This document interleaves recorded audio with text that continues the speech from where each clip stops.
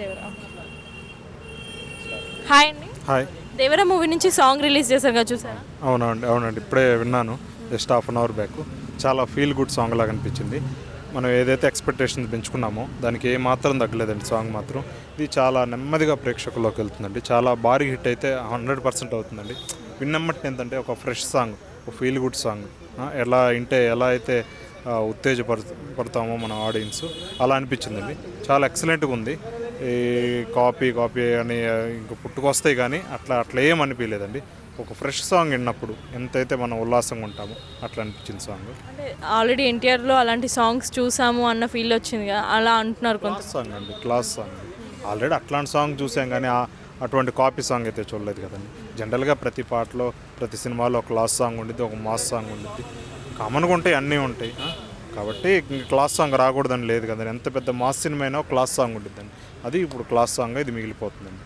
చాలా feel good song లాగా మంచిగా ఉంది.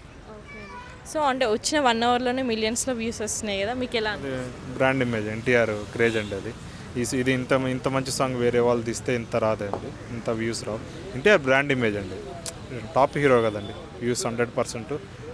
గతంలో ఎవరైతే స్టార్ హీరోలు ఉన్నారో వాళ్ళ సినిమాలకు ఒక వ్యూస్ కన్నా కానీ, వాళ్ళ సినిమాల పాటలు ఉన్నాయి, పుష్ప కొన్ని రిలీజ్ అయినాయి, ఇట్లా వీళ్ళకన్నా కానీ ఇంకా రికార్డ్ బ్రేక్ చేసిద్దని కోరుకుంటున్నాం ఈ సాంగ్. అంటే దేవరా నుంచి కొన్ని గ్లిమ్స్ రిలీజ్ చేశారు కదా, పోస్టర్స్ గ్లిమ్స్, ఎలా అనిపించింది మీకు? సినిమాపై ఎక్స్పెక్టేషన్స్ ఎలా పెంచినాయండి? ఎక్స్పెక్టేషన్స్ ఎంతలా అనిపించినాయి అంటే, ఒక రాజమౌళి తర్వాత రాజమౌళితో ఎవరైనా హిట్ సినిమా తీస్తే దాని తర్వాత ఫ్లాప్ అవుద్ది అన్న ఒక సెంటిమెంట్ నడుస్తుంది.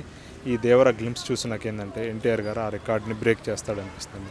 రాజమౌళి తోటి ఇండస్ట్రీ హిట్ తీసి తర్వాత బ్లాక్ బస్టర్ కొట్టిన ఆల్మోస్ట్ అందరికి అలానే అయింది కదా. అదే ఇంత ముందులా చెప్తా వచ్చామనండి, మేము చేస్తాం, మేము రికార్డుని బ్రేక్ చేస్తాం, అది చేస్తాం అంటూ వచ్చారు.